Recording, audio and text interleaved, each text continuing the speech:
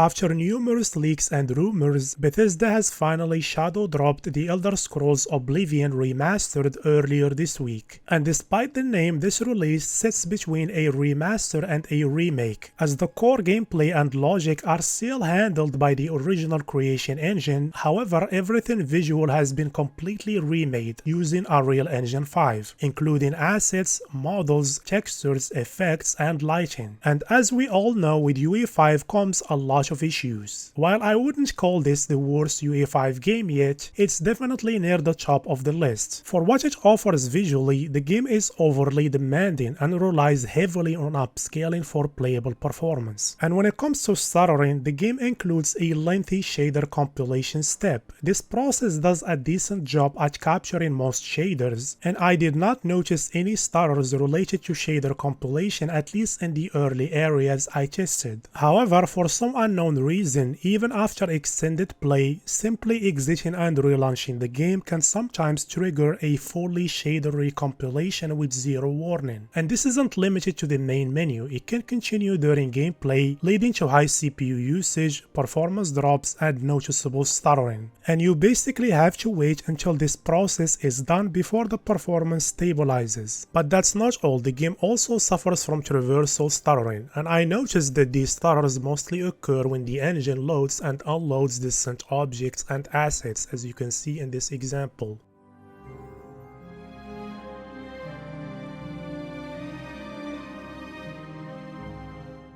Additionally, Reflex is not properly implemented. One of the ways Reflex reduces latency is by adjusting the timing of frame submission, which can lower GPU usage. But in this game, the drop in GPU usage is excessive and significantly impacts performance. And I also noticed uneven camera movement and some micro stuttering when panning the camera with Reflex. I'm not sure if it will come up through clearly in this YouTube video, but it's definitely there when playing. In terms of graphics settings, the game offers the typical Unreal Engine 5 graphics menu, including various upscaling options. So let's start by examining these options, and I'll mostly focus on upscaling in this section, because as I mentioned earlier, you'll pretty much need upscaling to achieve playable performance in this game. When it comes to small objects and particles, FSR3 as usual shows some trailing behind these elements, as you can see here when using quality mode at 1440p. In this next section, we can see that DLSS suffers from noticeable noise caused by Lumen GI, which is unexpected as both XeSS and FSR3 appear much cleaner, at least when standing still. And this issue significantly hurts DLSS image quality, making it less stable than what we usually see in other games. However, this game is supported on the NVIDIA app, and we can use it to override DLSS transformer model, which handles lumen noise much better and results in a more stable image, as you can see here. That said, even with DLSS 4, there is still visible noise and shimmering artifacts and motion, particularly on trees and other foliage elements. So overall, achieving a consistently stable image with upscaling at least at 1440p is unfortunately not possible in this game.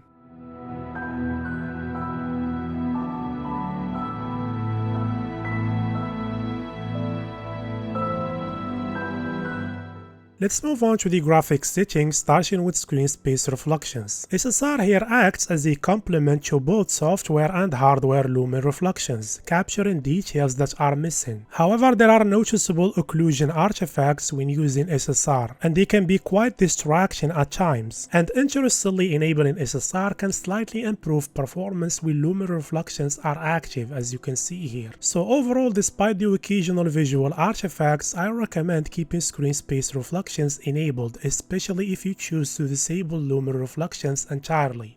Moving on to view distance quality, this one controls the render distance for non-nanite meshes, and it mostly affects grass and small foliage, as you can see here. And going from low to medium and above significantly reduces the amount of popping close to the camera. And in terms of performance, there is roughly a 3% cost when going from low to medium, 7% when going to high, and 9% when going to ultra. So for this one, I recommend avoiding low and keeping view distance quality at medium or high. Next we have Effects Quality. This one controls multiple visual aspects. First, and as expected, it adjusts the quality of special effects, as you can see here. And it also affects material blending, particularly on certain terrain surfaces like in this example. Performance-wise, this setting can be quite demanding. Here there is a 3% cost when going from low to medium and high, and 10% when switching to ultra. So for this one I recommend medium or high. Let's move on to Foliage Quality. This one adjusts the density of small foliage like grass and flowers. And even at low, the foliage remains fairly dense and visually rich. Performance-wise, there is around 5 to 6% when going from low to high and ultra. So for this one, I recommend medium as a safe middle ground. Shadow quality is one of the most crucial settings in this game. Here we can see that it does not only affect the sharpness and detail of shadows, but also influences the overall look and tune of the game. Because as we've seen with many other Unreal Engine 5 games, shadow quality also impacts volumetrics, and setting it to low completely disables volumetric lighting, which significantly harms the game's visual presentation. And in terms of performance, there is a 3% cost when switching from low to medium, 5% when going to high, and a massive 22% when going up to ultra. For these reasons, I recommend avoiding both low and ultra and keeping shadow quality at medium or high. Next we have Global Illumination Quality. This one controls the accuracy of the game's indirect lighting, as we can see here. Visually, the difference between low and high isn't very significant, but moving up to ultra brings noticeable improvements with more accurate lighting that captures more fine details and geometry like edges and foliage. Additionally, Global Illumination Quality also affects lumen reflections, with reduced reflection coverage when using low compared to the other options. Performance-wise, in outdoor areas, there is around a 3% cost when going from low to medium or high, and about a 7% drop when switching to ultra. However, on some indoor scenes, ultra can have a much larger performance impact, reaching up to 21%, as you can see here. Therefore, I recommend keeping Global Illumination Quality at high. Moving on to texture quality, this one adjusts the resolution and clarity of the game's textures. On the 8GB 3060 Ti, only low shows visibly lower textures, while medium, high, and ultra look very similar. Texture quality also affects anisotropic filtering, which takes a noticeable hit with low and medium, as you can see here. And when it comes to VRAM usage in outdoor areas outside the city, even with low textures at 1440p with quality DLSS, I noticed frequent hitches related to VRAM on the 8GB 3060 Ti. VRAM usage would often approach the 8GB limit, causing sudden spikes in RAM usage. And things are even worse with high and ultra, as you can see here. Indoors and within city areas, VRAM usage is much lower, and stuttering related to VRAM is not much of an issue. Now, I hate to say this, but if you have an 8GB GPU, I highly recommend keeping texture quality at low or medium at most. You can also manually force better anisotropic filtering through the driver, which will improve the quality of texture filtering without causing a noticeable performance hit when using low or medium texture quality.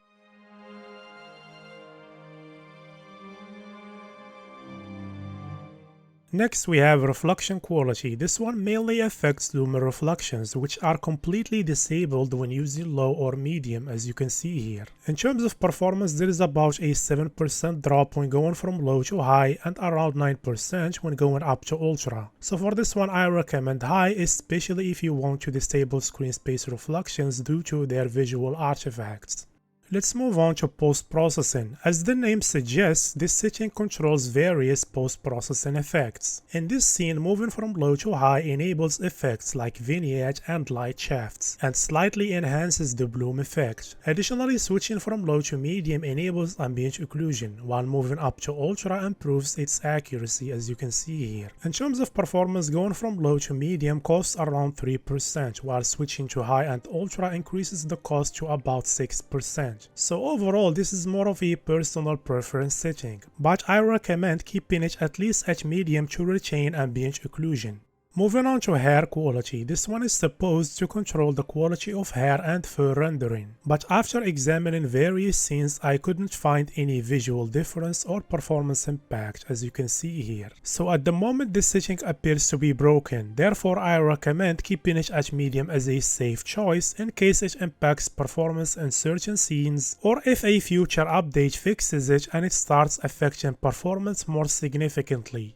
Next we have cloth quality. This one controls the simulation quality of cloth physics in the game. In this scene with low, these banners are completely static. Starting from medium, cloth simulation is enabled with no significant difference between medium and ultra. Performance wise, at least in this scene, this setting has no impact. So given that there is no visual benefits when moving to ultra, I see no real reason to go beyond medium. And lastly, we have Lumen, which comes in two variants, software and hardware. Hardware Lumen in this game has a significant visual impact. Here, even the low hardware Lumen shows much better and more accurate lighting compared to high software Lumen. And when it comes to the difference between hardware Lumen options, they mainly impact the quality of the BVH or geometry that hardware Lumen is tracing against. This difference is more noticeable in the reflections, where the higher options reflect more of the scene. Performance-wise, with the 4070 Super, going from high software Lumen to low hardware Lumen costs around 14%, and going up to medium, high and ultra increases the cost to 25%. And if you have a weaker CPU, you might see even bigger performance impact. So unless you have a capable GPU and CPU and don't mind using frame generation, I don't recommend enabling hardware Lumen. The visual benefits are noticeable, but the cost is significant. As for software Lumen, it comes with two options, low and high, and visually high provides slightly more accurate lighting and ambient shading as you can see here. Performance wise, I tested this one in several scenes and I found that high can run around 3 to 4% slower than low. So given the small performance impact, I recommend keeping software Lumen at high.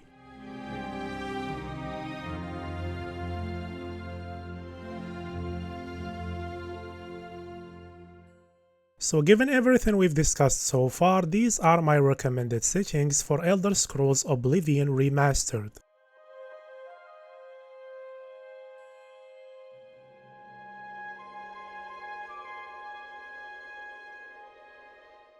Now let's compare the performance of the optimized settings against the Ultra preset at 1440p with balanced DLSS, no hardware Lumen and medium textures on both sides. Here in the Imperial City, the difference between the Ultra preset and the optimized settings isn't very significant, since this area isn't very taxing on the hardware. Even so, we see around a 19 to 20% performance gain when moving from Ultra preset to optimized settings. However, when we move outside the city to a more demanding area while using low textures instead of medium, the difference becomes much more significant with about a 41% performance gain when using the optimized settings.